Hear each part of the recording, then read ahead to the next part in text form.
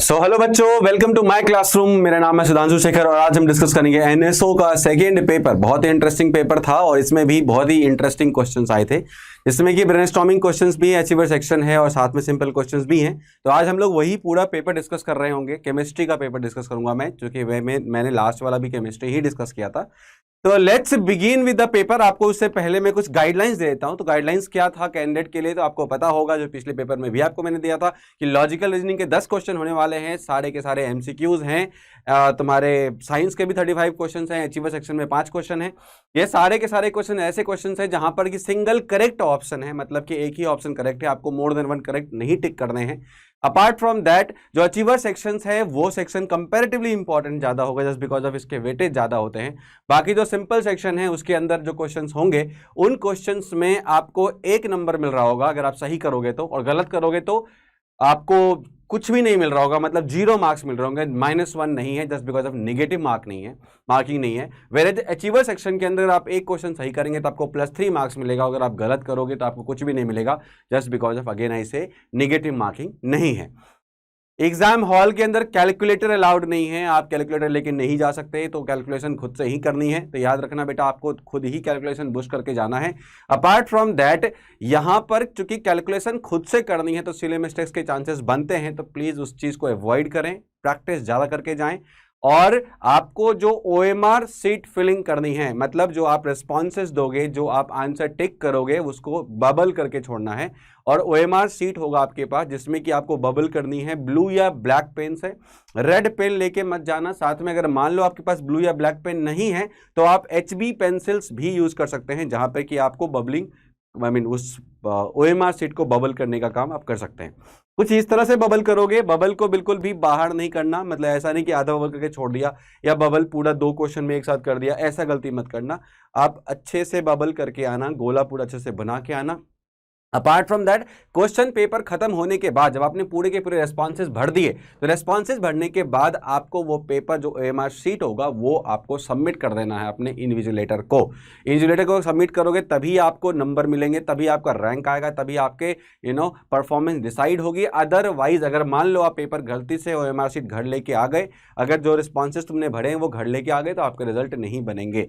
इस बात का ध्यान रखेंगे बेटा। साथ में पेपर पे कुछ नहीं लिखना है, नीचे एक रफ वर्क का जगह बना होगा, उसी में रफ वर्क करनी है आपको। क्वेश्चन पेपर के ऊपर कुछ भी नहीं लिखना है, बस रफ वर्क जो पेपर के अंदर होगा वहीं पर आपको लिखना है, आपको जो भी आपके कैलकुलेशंस हैं या फिर कोई भी रफ वर्क है तो ठीक है बच्चा।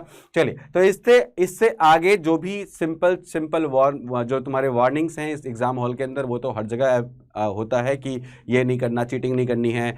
ऑब्वियसली बहुत सारे और भी ऐसी चीज़ें हैं जो आपको वहाँ तक वहाँ पे नहीं करना है, राइट। तो चलिए, अच्छे बच्चे की तरह पेपर करना है, सिंपल सी बात है, इसका यही मतलब है गाइडलाइंस का। सिंपल पेपर अच्छे बच्चे की तरह करना है। इसमें गाइडलाइंस को ज़्यादा लोड नहीं लेना है इसके ऊपर, बस अपना आप डिसिप्लिन रहोगे, सब कुछ ठीक रहेगा। पेपर पे पूरा फोकस करना है आपको, राइट। तो हम लोग एनएसओ पेपर 2020-21 2020-21 को डिस्कस करने वाले हैं, जो केमिस्ट्री का पेपर था हमारा साइंस सेक्शन में। तो let's begin with the paper बच्चा। पहला क्वेश्चन है, what happens to the electropositive character of element on moving from left to right in modern periodic table. तो अगर आप मॉडर्न पीरियोडिक टेबल की तरफ को देखो, अगर उसको लिखो, कोई सा भी आप पीरियड लिख लो, कोई सा भी पीरियड। लेट्स सपोज मैं लिख रहा हूं पीरियड नंबर 2, तो उसमें कौन है? लिथियम है, बेरिलियम है, राइट। उसके बाद तुम्हारा बोरोन है, उसके बाद तुम्हारा कार्बन है, नाइट्रोजन है, ऑक्सीजन है और फ्लोरीन है। आपको पता है कि लिथियम, बेरिलियम जो है सब मेटल्स हैं, राइट। और उसके बाद जैसे जैसे इधर की तरफ जा रहे हैं, मेटल से अपन नॉन मेटल की तरफ मूव कर रहे हैं, क्योंकि नाइट्रोजन, ऑक्सीजन, कार्बन, फ्लोरीन ये सब क्या है? नॉन मेटल्स हैं बेटा।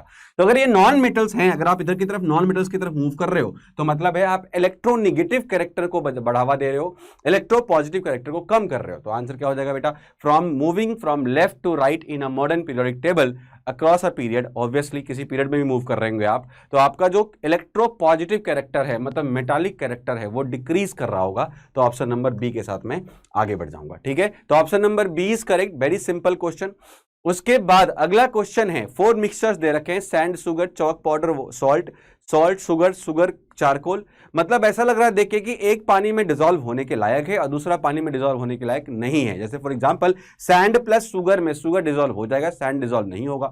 चॉक पाउडर डिसॉल्व नहीं होगा, सॉल्ट डिसॉल्व हो जाएगा। सॉल्ट प्लस शुगर की जहां तक बात करते हैं, तो भैया सॉल्ट प्लस शुगर में क्या होगा बेटा? तो सॉल्ट प्लस शुगर में आपको दिख रहा होगा कि दोनों के दोनों डिसॉल्व होने वाले हैं और यहां पर शुगर प्लस चारकोल में दिख रहा होगा कि शुगर डिसॉल्व हो जाएगा, चारकोल डिसॉल्व नहीं होगा। लेकिन चॉक पाउडर की जहां तक बात है बेटा, तो चॉक पाउडर तुमको पता है पार्टिकल्स बहुत ही छोटे हैं, राइट। तो हम उसको इजीली चॉक पाउडर को सॉल्ट के साथ सेपरेट नहीं कर पाएंगे, राइट। तो मैं यहां बोलूंगा कि भैया पहला वाला तो आराम से सेपरेट कर लूंगा, बिकॉज ऑफ सैंड के पार्टिकल काफी हेवी होते हैं, सस्पेंशन बन के नीचे बैठ जाएंगे। और तो पहला वाला तो मैं आराम से पानी डाल के सेपरेट कर सकता हूं, राइट। और दूसरा में इसमें एक और चीज कर सकते हैं बेटा, अगर हमने इसको सैंड प्लस शुगर को mixture 1 can be separated by using water as solvent followed by filtration and evaporation. मतलब अगर फिल्ट्रेशन और एवेपोरेशन कर देंगे तो हम आराम से क्या करेंगे बताओ, पानी भी उड़ा देंगे, या पानी के साथ जो तुम्हारा वो होगा उसको हम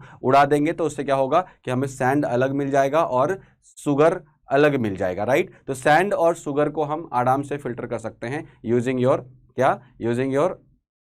first of all water as a solvent, then filter कर लेंगे, शुगर को बाहर निकालेंगे, शुगर वाटर मिक्सचर को बाहर निकाल लेंगे और शुगर वाटर सॉल्यूशन को बाहर निकाल लेंगे और एवेपोरेशन करेंगे उसका। तो फिर उसके बाद हमें अलग अलग वो मिल जाएंगे और सैंड पार्टिकल तो ऐसे भी फिल्टर पेपर में ही बाहर निकल जाएंगे। तो मतलब हो गया कि हम इनको अलग अलग कर सकते हैं वेरी इजीली, राइट। बाकी जो तुम्हारे जो एग्जाम्पल यहाँ पर दे रखे हैं शुगर, चारकोल एंड ऑल, इसमें क्या हो गया, पार्टिकल के साइज काफ़ी मतलब छोटी होगी दोनों में, एक तो घुल जाएगा, एक ही पार्टिकल की साइज छोटी होगी। तो वैसे केस में इनको सेपरेट करना कंपैरेटिवली क्या होगा बेटा, कंपैरेटिवली मुश्किल होगा। इसलिए इजीली वर्ड जो लिखा है इसके अंदर वो हम फॉलो नहीं कर पाएंगे, राइट। अगला क्वेश्चन है, which of the following compound does not belong to the homologous series, right. इसमें से कौन होमोलोगस सीरीज में बिलोंग नहीं करते हैं। तो आपको पता होना चाहिए कि होमोलोगस सीरीज में डिफरेंस होता है CH2 का, राइट। CH2 का डिफरेंस होना चाहिए, सेम फंक्शनल ग्रुप होना चाहिए। तो अगर यहां पर देखें तो C2H6 तुम्हारा एल्केन है, परफेक्ट बात है। तो C2H6 तुम्हारा एल्केन हो गया। उसके बाद C4H10, तो अपन देखेंगे तो C2H6 से अपन जाएंगे C3H8 पे, राइट। क्योंकि अगर CH2 इसमें ऐड करोगे, अगर इसमें CH2 तुम ऐड करोगे तो आप यहां पहुंच जाओगे। फिर फर्दर इसमें तुम CH2 ऐड करोगे तो तुम कहां पहुंच जाओगे बेटा, तो तुम C4H10 पे पहुंच जाओगे। फिर तुम फर्दर इसमें CH2 ऐड करोगे तो तुम C5H12 पे पहुंच जाओगे। ये सब के सब क्या है, आपस में होमोलोगस सीरीज है, just because they are all alkanes and they have the difference of CH2, या मैं बोल सकता हूं मास नंबर 14, राइट। तो वैसे केस में C2H4, C4H6, C3H8, C5H10, तो मुझे क्या दिख रहा है कि C2H6 भी आ रहा है, C3H8 भी आ रहा है, C4H10 भी आ रहा है, बट C5H10 नहीं आ रहा, C5H12 आ रहा है। मतलब ये मेरा होमोलोगस सीरीज नहीं है। वही पूछा था उसने कि कौन सा ऐसा कंपाउंड है जो होमोलोगस सीरीज को बिलोंग नहीं करता है। तो मेरा आंसर हो जाएगा बेटा C5H10। ये एल्कीन है बेसिकली, ये एल्केन नहीं है। बाकी सब के सब क्या थे, एल्केन थे, और होमोलोगस सीरीज का जो रूल था CH2 प्लस होने का उसको फॉलो कर रहे थे।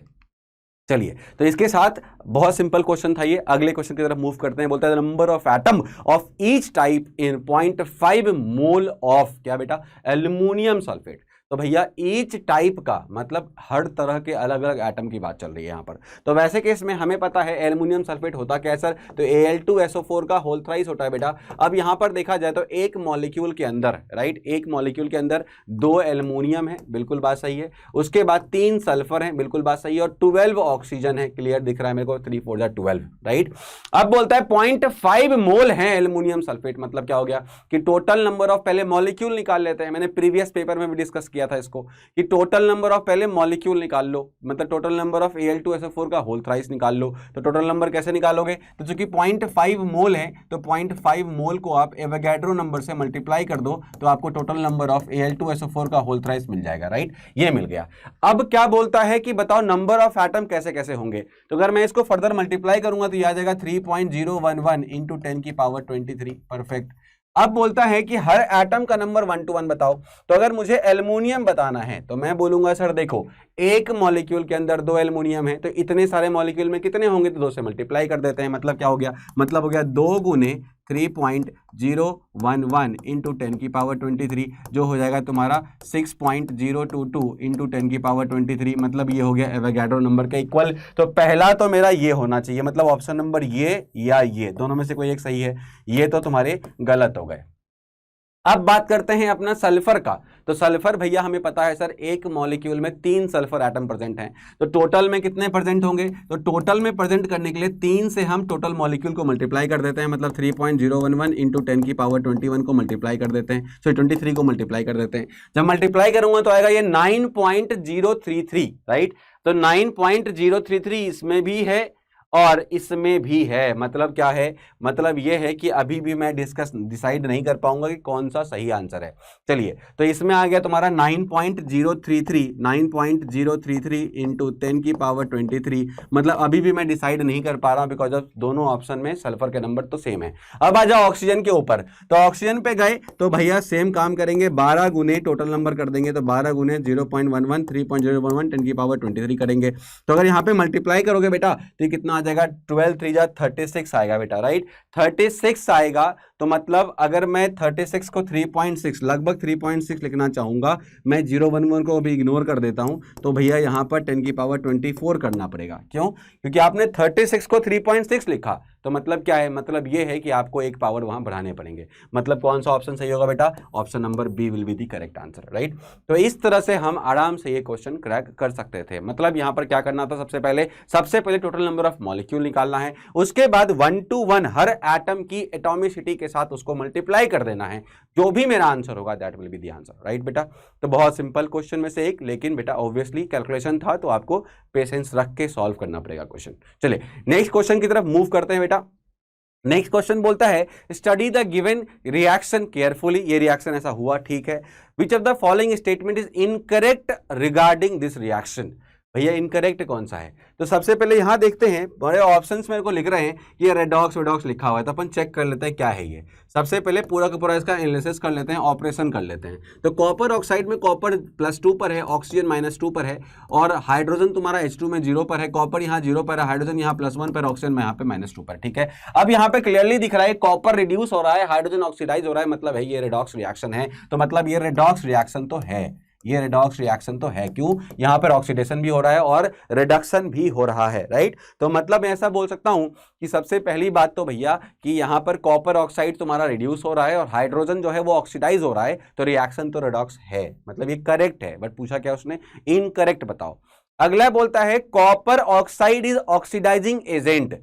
अब हमें पता है कि जो खुद को रिड्यूस करे, भैया कॉपर ऑक्साइड जो है ये खुद को रिड्यूस कर रहा है, +2 से 0 पे जा रहा है। तो वैसे केस में जो खुद को रिड्यूस करे वो होते हैं ऑक्सीडाइजिंग एजेंट, और जो रिड्यूस करता है वो होते हैं रिड्यूसिंग एजेंट। मतलब इसने इसको रिड्यूस करा तो ये रिड्यूसिंग एजेंट, और ये खुद को ये रिड्यूस हो रहा है तो अपन क्या बोलेंगे? ये ऑक्सीडाइजिंग एजेंट है। मतलब जो खुद का ऑक्सीडेशन करे वो रिड्यूसिंग एजेंट होते हैं, जो खुद का रिडक्शन करे वो ऑक्सीडाइजिंग एजेंट होते हैं। तो चूंकि कॉपर ऑक्साइड खुद का रिडक्शन कर रहा है, that is why that copper oxide is क्या? Oxidising agent. ये भी परफेक्ट है।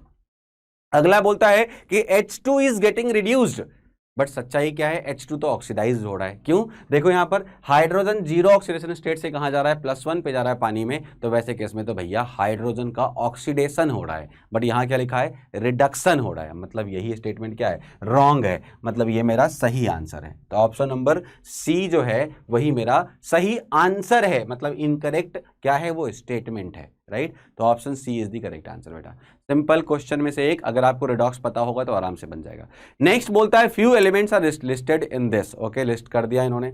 अब बोलता है करेक्ट स्टेटमेंट बताओ, और यहां पे मुझे दिख रहा है आइसोटोप, आइसोबार, न्यूक्लियन, पता नहीं क्या क्या लिखा हुआ है। तो सबसे पहले क्लियर कर लेते हैं आइसोटोप, आइसोबार, न्यूक्लियन होता क्या है। तो भैया न्यूक्लियन क्या होता है बेटा? तो न्यूक्लियन को आप बोल सकते हो मास नंबर के बराबर ही होता है। मतलब न्यूक्लियन होता है number of proton plus number of neutron, right. वो होता है न्यूक्लियन। आइसोटोप क्या होता है? जहां पर एटॉमिक नंबर तुम्हारे सेम होते हैं, मास नंबर डिफरेंट होते हैं, राइट। अब अपन देखते हैं कि एटॉमिक नंबर कहां कहां पे सेम है। तो भैया CS में 55, यहाँ 48, यहाँ 54, यहाँ 14, यहाँ 27, यहाँ 15, यहाँ 28। तो मुझे तो किसी का भी एटॉमिक नंबर सिमिलर नहीं दिख रहा। आप लोगों को दिख रहा है क्या? मुझे तो कहीं नहीं दिख रहा, सबका एटॉमिक नंबर डिफरेंट है। तो मतलब क्या हो गया बेटा? मतलब ये तो नहीं हो सकता कि 1 and 3 आइसोटोप है। भाई 1 और 3 आइसोटोप कभी नहीं हो सकता, बिकॉज ऑफ ये 55 एटॉमिक नंबर है और ये 54 एटॉमिक नंबर है। और ऐसे भी आइसोटोप में एटम सेम रहते हैं, यहाँ एटम डिफरेंट है। जैसे कार्बन 12 और कार्बन 14, तो कार्बन ही दोनों है, एटॉमिक नंबर दोनों का 6 होता है, लेकिन मास नंबर अलग होता है। बट यहाँ पर चूंकि सारे के सारे एलिमेंट डिफरेंट हैं, तो आइसोटोप का तो सब पॉसिबिलिटी उठता ही नहीं है।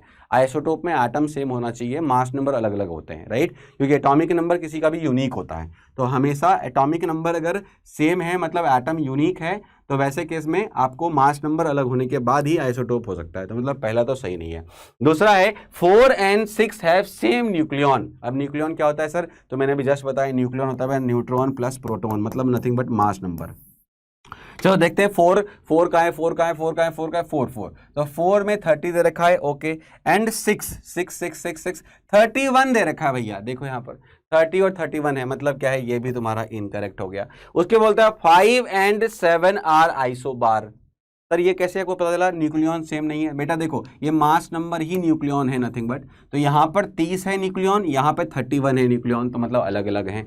अगले में आते हैं बेटा, 5 and 7 आर आइसोबार। 5 कहाँ गया? 5 and 7। हाँ, आइसोबार क्या होता है बेटा? Different atomic number but same mass number. बिल्कुल सही सही दिख रहा है, यहाँ भी मास नंबर 59, यहाँ भी मास नंबर 59, मतलब ये दोनों क्या है आपस में? आइसोबार हैं। तो मेरा ऑप्शन नंबर सी क्या है? करेक्ट स्टेटमेंट है, राइट। तो करेक्ट स्टेटमेंट ही चूज करना था, तो आपने करेक्ट स्टेटमेंट चूज कर दिया। तो ध्यान रखना बेटा, दो बातें नई आ गई यहाँ पर। एक तो न्यूक्लियन क्या होता है? Neutron plus proton. और ध्यान रखना बेटा, आइसोटोप में हमेशा एटम सेम होते हैं। लाइक कार्बन ही कार्बन का 12 और कार्बन का 14 होता है, क्योंकि एटॉमिक नंबर दोनों का सेम होना चाहिए, राइट। अगर एटॉमिक नंबर सेम है तो मतलब एटम यूनिक होगा। ठीक है बच्चा, चलिए नेक्स्ट क्वेश्चन की तरफ मूव करते हैं। और तुम्हारा अचीवर सेक्शन आ जाता है, जहां पे कि क्वेश्चन कंपैरेटिवली अच्छे होते हैं। बट देखते हैं कैसे क्वेश्चंस हैं। सबसे पहले बोलता है सॉल्यूशन 2 से लेके 2.2 से लेके कहां तक है बेटा? तो 2.4 तक है, मतलब यह स्ट्रॉन्ग एसिड रहा होगा। ठीक है भैया, ये तुम्हारा 6.8 है, तो ये तो मतलब तुम्हारा वीक एसिड रहा होगा, कि पीएच जो है 7 के आसपास है, तो ये वीक एसिड रहा होगा। ये 7.4 जो है ये ह्यूमन ब्लड का होता है, सबको याद होना चाहिए, बिकॉज ह्यूमन का ब्लड जो होता है वो बेसिक सोल्यूशन है, राइट। और जो लास्ट है 10, ये मतलब है ये बेसिक रहा होगा, मतलब ये बेस है, करेक्ट है। पीएच अगर मोर देन 7 हो जाए तो बेसिक होता है, पीएच अगर लेस देन 7 हो जाए तो एसिडिक होता है, अगर बहुत कम है 7 से तो स्ट्रॉन्ग एसिड होता है, बहुत ज़्यादा कम नहीं है जैसे 6.8 7 के आसपास ही है तो वो वीक एसिड है। अब चेक कर लेते हैं, अगर यहाँ पर देखा जाए तो भैया तीसरा वाला ब्लड है, तो तीसरा वाले में ब्लड कहाँ लिखा है? तो मुझे यहीं पे बस दिख रहा है भैया, तीसरा वाला ब्लड जो है बस यहीं दिख रहा है। आगे भी चेक कर लेते हैं भाई साहब, देखो लेमन जूस लिखा है, पहला लिखा है लेमन जूस, दूसरा लिखा है मिल्क, तीसरा लिखा है बेटा वीक एसिड लेमन जूस, उसके बाद लिखा है मिल्क ऑफ मैग्नीशिया, मतलब ये बेस है। बिल्कुल सही है, तो मेरा आंसर हो जाएगा बेटा, मेरा आंसर हो जाएगा सी। देखो बी ऑप्शन क्यों नहीं सकता बेटा? बिकॉज ऑफ सेकंड में सोडियम हाइड्रोक्साइड लिखा है, ये बहुत अच्छा बेस होता है, बट सेकंड वाला तो वीक एसिड है, इसलिए कभी ऑप्शन नहीं हो सकता। उसके बाद अगले वाला में ए ऑप्शन में देखो हाइड्रोक्लोरिक एसिड लिखा है, हाइड्रोक्लोरिक एसिड बहुत स्ट्रॉन्ग एसिड होता है, बट यहाँ पर सेकंड वाला वीक एसिड है, मतलब ये ऑप्शन नहीं हो सकता। नाइट्रिक एसिड स्ट्रॉन्ग एसिड है, ये स्ट्रॉन्ग एसिड है, तो ये स्ट्रॉन्ग एसिड है, तो भैया पीएच कभी 6.8 तो नहीं होगा। ये भी स्ट्रॉन्ग एसिड है, ये भी पीएच 6.8 तो परफॉर्म करेगा नहीं, तो भाई कौन सा आंसर होगा? तो मेरा एक ही ऑप्शन बच गया। यहाँ पे सोडियम हाइड्रोक्साइड सेकंड में है, तो ये पीएच मोर देन 7 होगा, लेकिन मेरा सेकंड में देखो लेस देन 7 पीएच है, तो मतलब ये भी नहीं हो सकता। और यहाँ पे क्लियर कट दिख रहा है ह्यूमन ब्लड 7.4 पीएच, मतलब यही ऑप्शन मेरा सही होगा, मतलब option number C will be the correct answer. ठीक है बेटा, चलिए नेक्स्ट क्वेश्चन बोलता है कि भाई साहब आपके पास ये सब दे रखा है, आपको क्या करना है? मैच करनी है, राइट। तो मैं सबसे पहले क्या करूंगा, सॉलिड एरोसोल को फट से स्मोक से मैच कर दूंगा, और मैं चेक करूंगा कि आर का 4 कहां कहां पर है। तो मेरे को दिख गया दो ऑप्शन में, एक तो ये ऑप्शन है, एक तो ये ऑप्शन है। चलो मतलब मैंने दो ऑप्शन तो एलिमिनेट कर दिए, हमने दोनों ऑप्शन एलिमिनेट कर दिए। उसके बाद हमें पता है कि भाई साहब अगर मैं सोल की बात करूं तो सोल हमारा लिक्विड सोल, आपको पता ही होगा, ये लिक्विड सोल। यहाँ पर आप देख रहे हैं कि तुम्हारे पास पेंट जो होता है वो सॉलिड प्लस लिक्विड मिला के बनता है, राइट। तो वैसे केस में एस तो मेरा 3 होगा। अब एस मेरा 3 एक ही ऑप्शन में दिख रहा है, that is option number C, तो I will go with C. लेकिन उसके अलावा भी सर फ्लोर वाटर मिक्सचर क्या होगा? तो भैया फ्लोर वाटर मिक्सचर जो होता है वो उसमें पार्टिकल की साइज काफी बड़ी होती है, तो मतलब हो गया 5, तो पी का 5, मतलब मुझे क्लियर कट दिख रहा है कि भाई साहब option number C is the correct answer, right. तो भैया सोल पेंट हो गया तुम्हारा। उसके बाद मतलब पेंट जो है वो लिक्विड प्लस सॉलिड है बेटा, तो इसलिए यहाँ पर इसको बोलेंगे क्या, लिक्विड प्लस सॉलिड का है, राइट। तो यहाँ पर तुम्हारा जो लिक्विड है वो तुम्हारा होता है मीडियम, और जो सॉलिड होता है वो होता है तुम्हारा ऊपर से लगाने वाला phase. Dispersion medium disperse phase आप पढ़ते थे ना, तो paint is one of the example. अगर भाई सॉलिड प्लस सॉलिड होता तो जेम होता, जैसे जेम मतलब वो जो बोलते हैं ना अपन, वो पहनते हैं ना, क्या नाम है, रूबी, उसके बाद तुमने देखा होगा जो कलरफुल ग्लासेस होती हैं, राइट। तो वो सब एग्जांपल हो जाता है किसका, सॉलिड प्लस सॉलिड का, राइट। तो इस केस में मेरा ये सॉलिड प्लस सॉलिड नहीं है, पेंट जो है वो सॉलिड प्लस लिक्विड है, मतलब सॉलिड अपन लिक्विड के अंदर डालते हैं, राइट। तो मतलब ऐसा हो गया कि अपन एस का मतलब सोल को जो है वो पेंट के साथ मैच करेंगे, ठीक है, वन ऑफ द टाइप है वो उसका, ठीक है बच्चा। चलिए, तो ये सिंपल क्वेश्चन में से एक था, अपन आराम से, अगर आपको क्लास 9th पढ़ा हुआ है is matter around us pure, तो option number C will be the correct answer. Next दे रखा है भैया, बोलता है मेटल नॉन मेटल का एक क्वेश्चन है, ऐसे ऐसे करके दे रखा है। देखो यहाँ पर दिख रहा है मेरे को सबसे ज्यादा बबल्स बन रहे हैं, यहाँ पे कंपैरेटिवली कम बन रहे हैं, यहाँ और कम बन रहे हैं, यहाँ पे बिल्कुल कम बन रहे हैं, यहाँ बन ही नहीं रहे। मतलब क्या है, मतलब है पहला वाला में जो मेटल है वो सबसे ज्यादा रिएक्टिव है, दूसरा वाला उससे कम रिएक्टिव, तीसरा वाला उससे भी कम रिएक्टिव, चौथा वाला उससे भी कम रिएक्टिव, और पांचवा वाला तो ऐसा है जो हाइड्रोजन रिलीज कर ही नहीं सकता। अब पांचवा वाला जो हाइड्रोजन रिलीज नहीं कर सकता वो कौन हो सकता है, तो वो हो सकता है बेटा कॉपर, वो हो सकता है एजी, हो सकता है प्लैटिनम, वो हो सकता है गोल्ड, वो हो सकता है एचजी। ऐसे मेटल्स होंगे जो कंपैरेटिवली इनर्ट नेचर के होते हैं, राइट। तो वैसे केस में मेरा जो लास्ट वाला है मेटल टी, अगर मेटल टी तुम्हारा कॉपर ऑप्शन में है तो मेरा वही आंसर होगा। भाई साहब यहाँ तो तीन तीन ऑप्शन में कॉपर है, चलो कोई बात नहीं। अब हम चेक करेंगे पहला मेटल मोस्ट रिएक्टिव होना चाहिए, तो पहला मेटल मोस्ट रिएक्टिव कहां दिख रहा है, दिख रहा है आपको।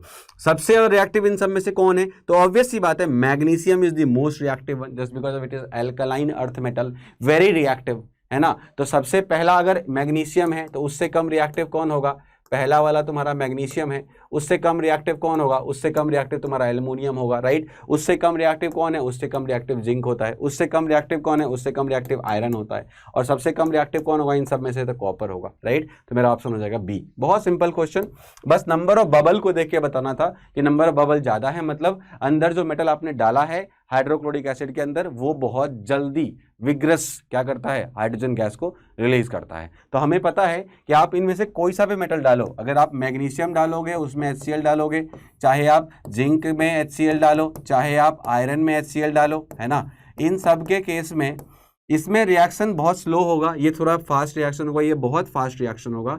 और एल्युमिनियम में HCl डालो तो ये भी फास्ट रिएक्शन होगा। तो सबसे ज़्यादा फास्ट ये होगा, उससे कम ये, उससे कम ये, सबसे कम ये। और इन सब से हाइड्रोजन गैस निकलता है, इसमें बहुत ज़्यादा निकलेगा, इसमें कंपेरेटिवली कम मिलेगा, इसमें और कम मिलेगा, और इसमें तो चिन्नू सा मिलेगा। लेकिन अगर वही तुम कॉपर में डालोगे HCl तो कोई आपको ऐसा रिएक्शन यहाँ पर हाइड्रोजन गैस निकलती हुई नहीं दिखेगी। क्यों नहीं दिखेगी बेटा, बिकॉज ऑफ कॉपर हाइड्रोजन को रिड्यूस नहीं कर सकता, because copper is less reactive in electrochemical, या पे बोल सकता हूँ reactivity series, right. Copper hydrogen के नीचे आता है, इस कारण से कॉपर हाइड्रोजन को रिप्लेस नहीं कर सकता। Whereas magnesium, aluminium, zinc, iron ये सब ऊपर आते हैं, इसलिए ये आराम से हाइड्रोजन को रिप्लेस कर सकते हैं। और सबसे ज़्यादा अच्छे से मैग्नीशियम कर सकता है, फिर एल्युमिनियम कर सकता है, फिर जिंक कर सकता है, फिर आयरन कर सकता है, फिर कॉपर कर सकता है। रिएक्टिविटी ऑर्डर सिंपल, बहुत सिंपल क्वेश्चन में से एक था ये, राइट। चलिए अगले क्वेश्चन की तरफ मूव करते हैं बेटा। अगला क्वेश्चन बोलता है valency of nitrogen in ammonia. तो सबसे पहले अमोनिया लिख लो बेटा फटाफट, NH3। तो नाइट्रोजन की वैलेंसी कितनी है, तो कितने बॉन्ड बना रहा है, तो 3 बॉन्ड बना रहा है, 3 वैलेंसी हो गई इसकी। भैया वैलेंसी क्या होती है, नंबर ऑफ बॉन्ड बेटा, सिंपल नंबर ऑफ बॉन्ड। तो यहाँ पर 3 वैलेंसी है जस्ट बिकॉज ऑफ 3 बॉन्ड बना रहा है नाइट्रोजन। नेक्स्ट है तुम्हारा हाइड्रोजन। तो भैया हाइड्रोजन की वैलेंसी H गैस में कैसी होगी, अच्छा hydrogen methane, sorry hydrogen in methane बोल रहा है।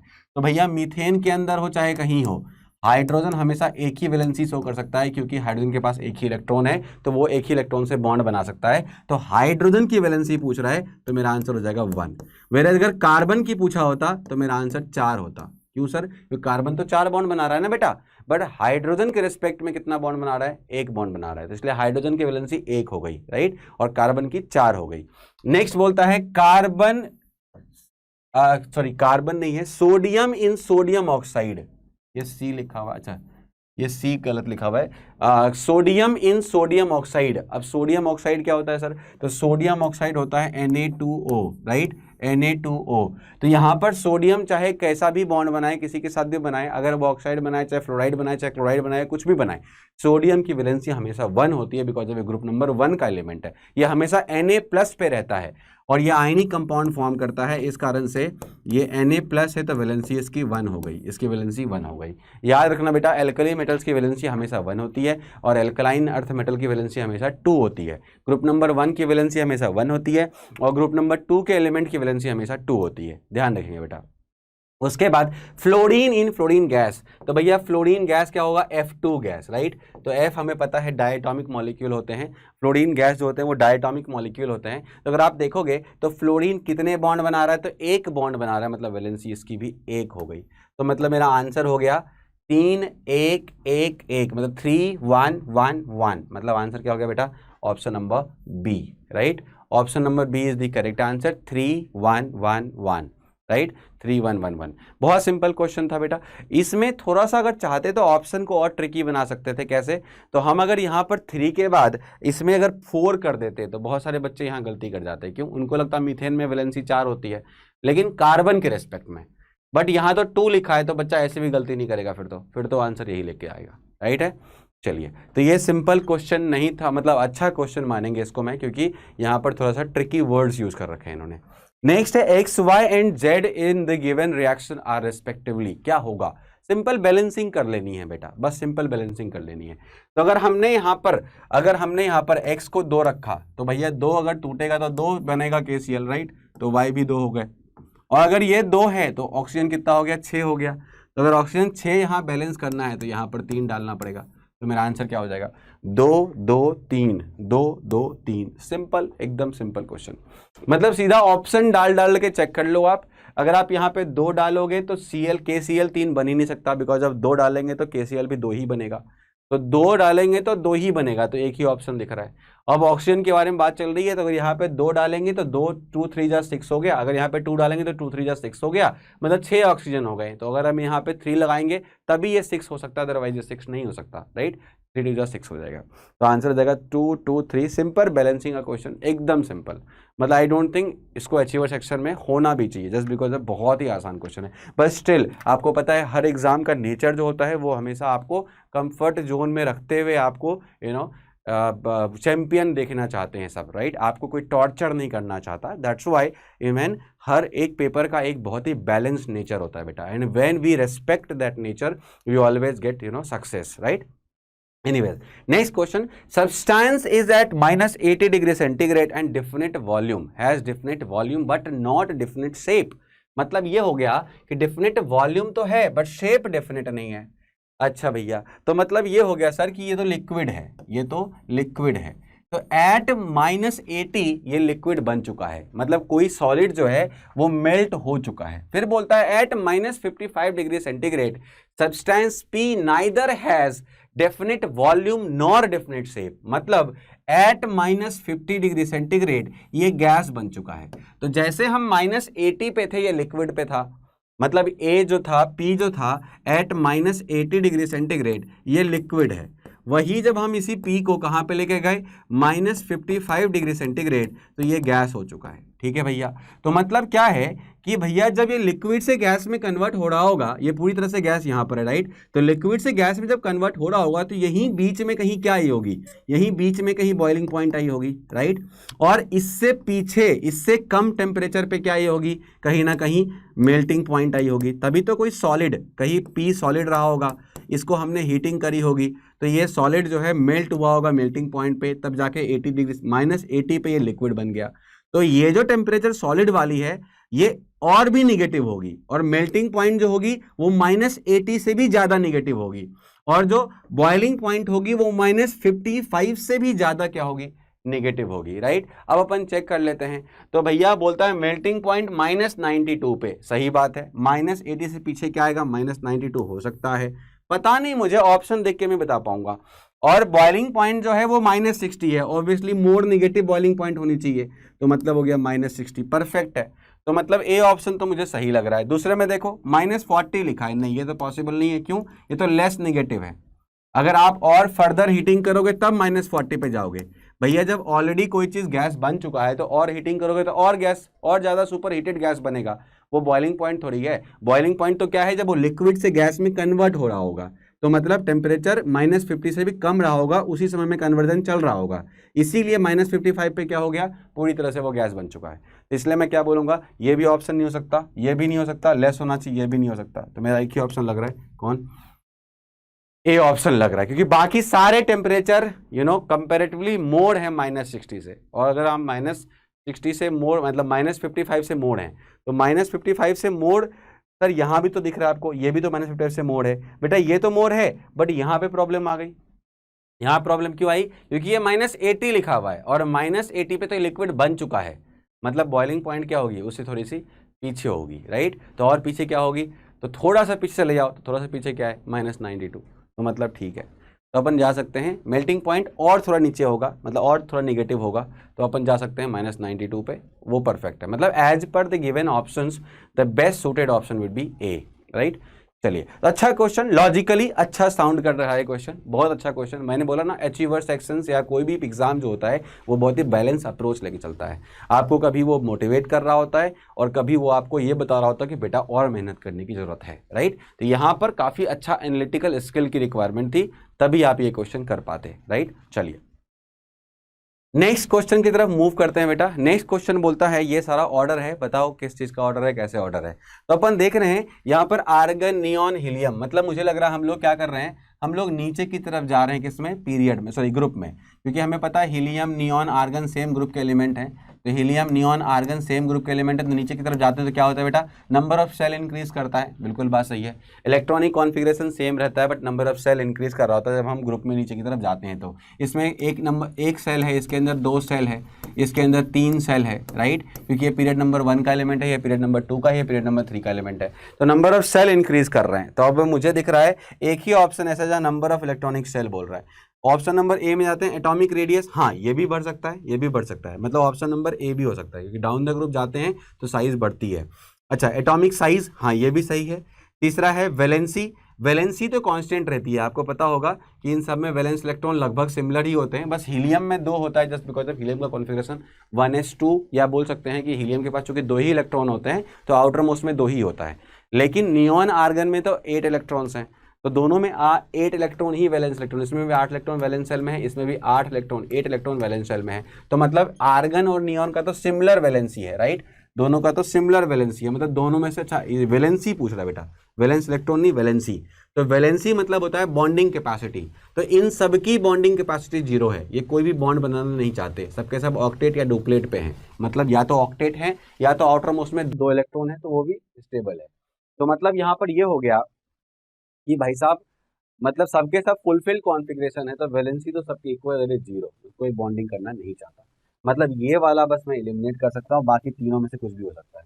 उसके बाद अगला है ये वाला ऑर्डर। तो ये वाले ऑर्डर में अगर देखा जाए तो ये वाला ऑर्डर जो है, ये वाला ऑर्डर में देखोगे तो अपन क्या कर रहे हैं, पीरियड में मूव कर रहे हैं आगे की तरफ।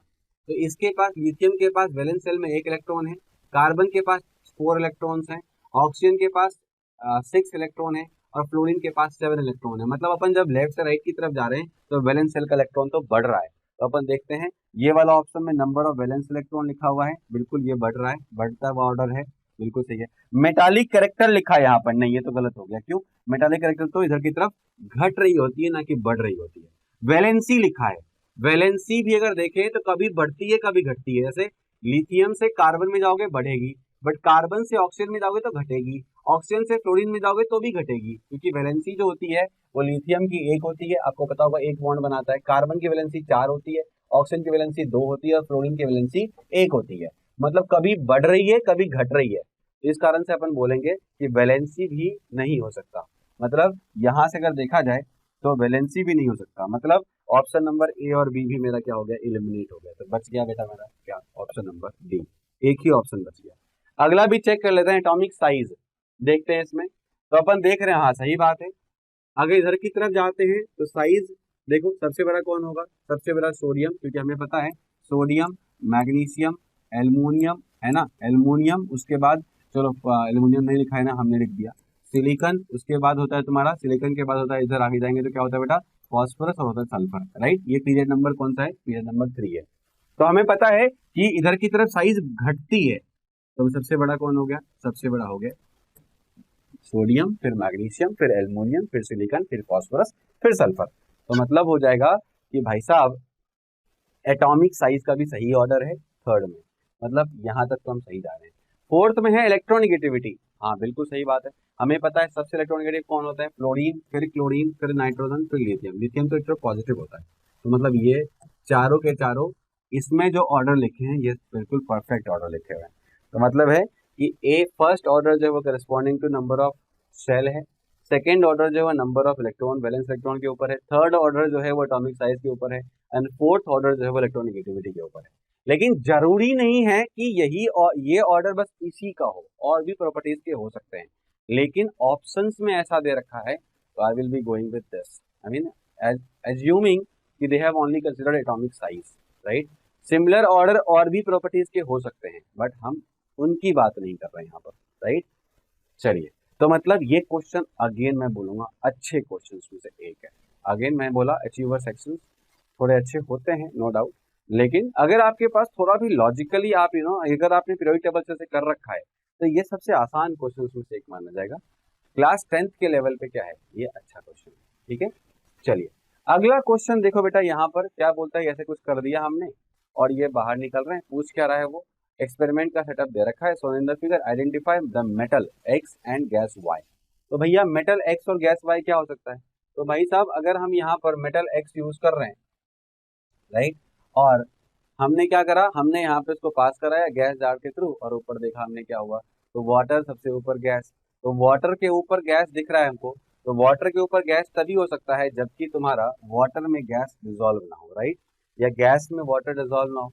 अब हमें पता है कार्बन डाइऑक्साइड जो होते हैं वो वाटर के साथ डिजोल्व हो जाते हैं, राइट। तो वैसे केस में वो बाहर बाहर तो निकल नहीं सकते, तो मतलब ये वाला ऑप्शन तो गया और ये वाला भी गया। अब यहाँ पर देखो प्लैटिनम हाइड्रोजन गैस, प्लैटिनम के साथ हाइड्रोजन गैस निकल नहीं सकती, क्योंकि आपको पता है कि platinum is less reactive than hydrogen, so platinum can not reduce hydrogen, right. तो वैसे केस में डी ऑप्शन भी नहीं हो सकता। तो मेरा ऑप्शन क्या होगा? ऑप्शन नंबर ए हो सकता है, बिकॉज ऑफ जिंक हाइड्रोजन को रिड्यूस भी कर सकता है इन, अगर मेटल का अंदर, अगर अंदर में और किसी एसिड का प्रेजेंस है तो। And apart from that obvious सी बात है, अगर हम इसमें क्या करेंगे, अगर हम जिंक डाल रहे हैं तो ऑब्वियसली वो हाइड्रोजन को रिड्यूस कर सकता है, आराम से हाइड्रोजन गैस बाहर निकाल सकता है। और साथ में हाइड्रोजन गैस जो है वो पानी में डिजोल्विंग कैपेसिटी लगभग नहीं के बराबर है, बहुत हाई प्रेशर पर डिजोल्व होगा। तो मतलब गैस एकदम अलग होगा और वाटर जो है वो बिल्कुल अलग होगा, राइट। अलग अलग दो डिफरेंट लेयर्स बन रहे होंगे, एक वाटर का लेयर होगा ये वाला लेयर, और ये वाला गैस का लेयर होगा, राइट।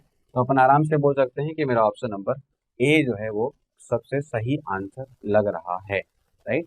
बस बेटा, तो यही तुम्हारा ऑप्शन था ए। अब मैं आपसे एक गुजारिश करूंगा कि प्लीज इस चैनल को सब्सक्राइब कर दो, और साथ में वीडियो को लाइक भी कर दो, शेयर भी कर दो, और दोस्तों में भी ऑब्वियसली शेयर करोगे तो उनका भी फायदा होगा, क्योंकि हमेशा सबका साथ सबका विकास टाइप होता है। जस्ट बिकॉज ऑफ अगर आप अपने कॉम्पिटिटर्स के साथ अगर फाइट कर रहे हैं, ऑब्वियसली हर कोई फाइट कर रहा होता है अपने कॉम्पिटिटर के साथ जब वो कॉम्पिटिशन लिख रहा होता है, लेकिन अगेन मैं हमेशा बोलता हूँ healthy competition is important. You should always feel like कि यस हमारे साथ वाले भी हमारे साथ पढ़े, और ऑब्वियसली अगर मैं एक्सेलेंट कर रहा हूँ तो मैं टॉप करूंगा, इसमें कोई शक नहीं है, लेकिन सबका अच्छा होना चाहिए, राइट। तो वैसे अगर शेयर करोगे तो आपके अच्छे नोशंस, मतलब नोशन सामने आएंगे लोगों के लिए। और साथ में अगर आपने अभी तक ये वाला वेबसाइट विजिट नहीं किया है तो प्लीज़ विजिट कर लो, क्योंकि यहाँ पर बहुत सारे ऐसे कंटेंट्स हैं जो आपके लिए काफ़ी इंटरेस्टिंग इंपॉर्टेंट हैं, क्योंकि आपके आगे आने वाले जो भी एग्जाम्स हैं क्लास 10th में, और apart from that class 11th and 12th भी आप करोगे, उसमें फिर आप इंजीनियरिंग, मेडिकल या फिर अदर कॉम्पिटिटिव एग्जाम की तैयारी करोगे, तो वहाँ पे भी आपको माई क्लासरूम डॉट डिजिटल बहुत हेल्प कर रहा होगा, just because of we are into the same we are into the same field जो कि आप आगे चूज करने वाले हो, लाइक मेडिकल इंजीनियरिंग और काइंड ऑफ प्रिपरेशन। तो बच्चों इसी के साथ अब मैं अगले पेपर के साथ आऊँगा, तब तक के लिए बच्चों अपना ध्यान रखना। और नीचे जो डिस्क्रिप्शन है उसमें हमने अदर सब्जेक्ट्स के भी लिंक मेंशन कर रखे हैं, फिजिक्स के, बायोलॉजी के और लॉजिकल रीजनिंग के। तो प्लीज़ इसी ईयर के जो भी अदर लिंक्स हैं, अदर सब्जेक्ट के सॉल्यूशंस हैं, वो इसी वीडियो के डिस्क्रिप्शन में मेंशन है, तो प्लीज़ बेटा जाके उसको भी विजिट कर लो, उसको भी देख लो, ताकि तुम्हारा जो सब्जेक्ट है और स्ट्रांग हो जाए और तुम्हें एनएसओ के बारे में और फर्दर आइडिया मिल जाए, ताकि आप अपने एनएसओ एग्जाम में टॉप करें। तो ऑल द वेरी बेस्ट बच्चों, टेक केयर।